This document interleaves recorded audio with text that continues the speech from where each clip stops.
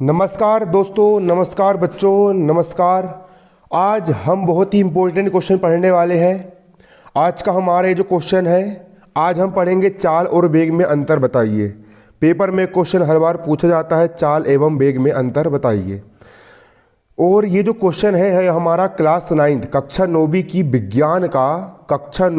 विज्ञान का अध्याय 8 चैप्टर 8 गति मोशन वाले पार्ट का आपका क्वेश्चन है। और क्वेश्चन आपका ये है कि चाल एवं वेग में अंतर बताइए। तो देखिए यहाँ पर हम देखेंगे चाल एवं वेग में अंतर। चाल एवं वेग में अंतर, सबसे पहले आप यहाँ पर समझ लीजिए चाल क्या होता है और वेग क्या होता है, उसमें अंतर है ना।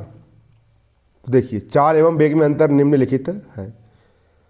चाल, देखो चाल क्या होता है। देखो पहला पॉइंट, चाल किसे कहते हैं, यहाँ समझेंगे चाल किसे कहा जाता है।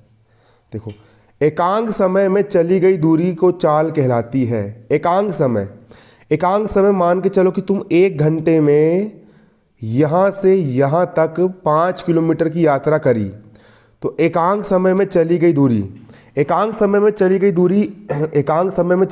को हम क्या कहते हैं, चाल कहते हैं। एकांक समय में चली गई दूरी को क्या कहा जाता है, चाल कहा जाता है। एकांक समय में चली गई दूरी का मतलब ये है कि मान के चलो कि आपने 1 घंटे मतलब एकांक समय में आपने 1 घंटे में 5 किलोमीटर की आपने यात्रा करी। मतलब कि आपने एकांक समय में 5 किलोमीटर की दूरी तय करी, तो एकांक समय में चली गई दूरी कितनी है, 5 किलोमीटर। तो वो आपकी चाल कितनी देखो, 1 घंटे में 5 किलोमीटर, 2 घंटे में 10 किलोमीटर, 3 घंटे में, है ना, 3 घंटे में 15 किलोमीटर चली गई दूरी। यहाँ पर दूरी की बात हो रही है। किसकी बात हो रही है, दूरी। सबसे पहले यहाँ पर हम जानेंगे दूरी क्या होता है। दूरी का मतलब ये होता है कि आप यहाँ से लेकर के यहाँ गए 1 किलोमीटर, फिर वापस आ गए, यहाँ पहुँच गए, तो यहाँ से यहाँ तक 1 किलोमीटर, फिर वापस आए 1 और 1 2 किलोमीटर, फिर यहाँ पर आ गए 3 किलोमीटर। मतलब कि आपने 3 किलोमीटर की दूरी तय कर ली। तो एकांक समय मतलब एक नियत समय में, एक निश्चित समय में आप जितनी दूरी चलते हो, आप जितनी दूरी तय करते हो, उस दूरी को हम क्या कहते हैं, चाल कहते हैं। क्या कहते हैं उसको हम, चाल कहलाती है। एकांक समय में तय की गई दूरी क्या कहलाती है, चाल कहलाती है। और वेग क्या बोलते हैं, देखो वेग किसको बोलेंगे, अच्छे समझेंगे यहाँ पे। एकांक समय में किसी निश्चित दिशा में विस्थापन वेग कहलाता है। दूरी एकांक समय में तय की गई दूरी तो चाल कहलाती है। देखो दूरी आएगा तो समझ जाना चाल की बात हो रही है, और विस्थापन आएगा समझ जाना किसकी बात हो रही है, वेग की बात हो रही है। इतना बस, उसके अलावा कुछ नहीं है। एकांक समय में देखो, एकांक समय में तय की गई दूरी क्या कहलाती है, चाल कहलाती है। एकांक समय में तय की गई दूरी क्या कहलाती है, चाल कहलाती है। एकांक समय में, एक निश्चित समय में जितनी दूरी आपने तय करे वो चाल कहलाएगी। दूरी का मतलब ये होता है कि आप यहाँ से लेकर के महावीर मंदिर गए, 1 किलोमीटर चले गए, फिर वहाँ से फिर आप वापस आ गए, तो 1 किलोमीटर गए और 1 किलोमीटर वापस आ गए, तो ये हो गई आपकी दूरी।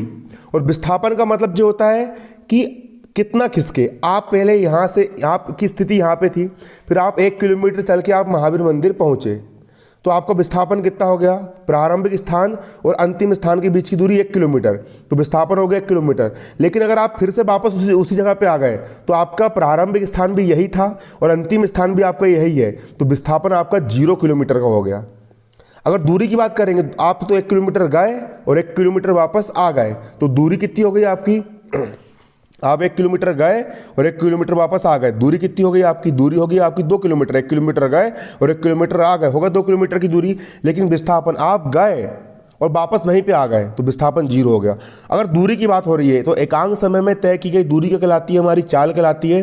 और विस्थापन किसको बोलेंगे, एकांक समय में किसी वस्तु द्वारा तय विस्थापन को हम वेग बोलेंगे। विस्थापन की बात आएगी तो वेग कहेंगे, और दूरी की बात आएगी तो हम क्या कहेंगे, उसको चाल कहेंगे। क्या कहेंगे उसको हम, चाल कहते हैं। इसके बाद देखो, दूरी जो होती है, देखो चाल जो होती है, चाल एक प्रकार की हमारी अदिश राशि है। चाल कैसी राशि है, चाल हमारी अदिश राशि है। चाल हमारी अदिश राशि, चाल हमारी कैसी राशि है, चाल हमारी अदिश राशि। अदिश राशि का मतलब क्या होता है, अदिश राशि का मतलब ये होता है ऐसी राशियां जिनको व्यक्त करने के लिए दिशा की जरूरत नहीं होती है। क्योंकि चाल में दूरी का उपयोग हो रहा है, और दूरी मतलब दूरी में ये नहीं देखा जाता है कि वो आगे गया, पीछे गया, ऊपर गया, नीचे गया। दूरी इधर गया 1 किलोमीटर, फिर वापस आ गया तो उसको गिनेंगे 2 किलोमीटर, फिर इधर गया 3 kilometre, 4 kilometre, 5 kilometre, 6 kilometre, 7 kilometre, 8 kilometre, 9 kilometre, 10 kilometre. गाड़ी घूम रही है ना, दिशा नहीं देखते, है ना, दूरी में दिशा देखते क्या, नहीं देखते, है ना।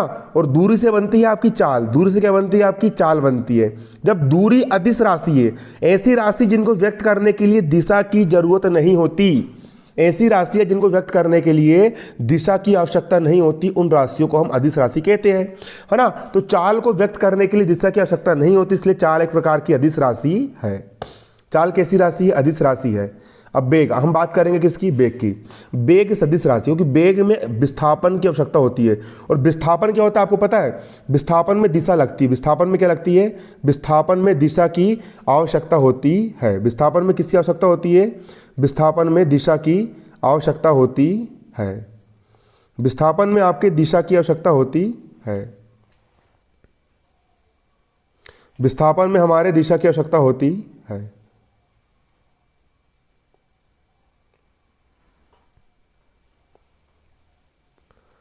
विस्थापन में दिशा की आवश्यकता होती है। जो विस्थापन होता है हमारा, विस्थापन का मतलब जो होता है कि पहले आपकी स्थिति ये थी, पहले आपकी स्थिति ये थी, फिर आप यहाँ से यहाँ पहुँच गए ना, तो एक दिशा लगती है विस्थापन में, और विस्थापन से बनता है वेग। जब विस्थापन में दिशा की आवश्यकता है तो वेग में भी दिशा की आवश्यकता होगी, है ना, है ना। तो एक प्रकार से वेग सदिश राशि होती है। ऐसी राशि इनको व्यक्त करने के लिए परिमाण तो लगता है, लेकिन परिमाण के साथ साथ दिशा की भी आवश्यकता होती है। उन राशियों को हम सदिश राशि कहते हैं। अब चाल, चाल चूंकि कौन सी राशि, चाल हमारी कौन सी राशि, चाल हमारी कौन सी राशि है, चाल जो है, चाल एक प्रकार से हमारी अदिश राशि है। तो चाल को व्यक्त करने के लिए केवल परिमाण की आवश्यकता होती है। चाल को व्यक्त करने के लिए सिर्फ किसकी आवश्यकता होती है, परिमाण की आवश्यकता होती है। केवल परिमाण के माध्यम से आप चाल को व्यक्त कर सकते हैं। चाल को व्यक्त करने के लिए केवल परिमाण की आवश्यकता होती है। अब वेग, इसे व्यक्त करने के लिए, मतलब वेग को व्यक्त करने के लिए परिमाण की आवश्यकता होती है। परिमाण के साथ साथ दिशा की आवश्यकता होती है। वेग को व्यक्त करने के लिए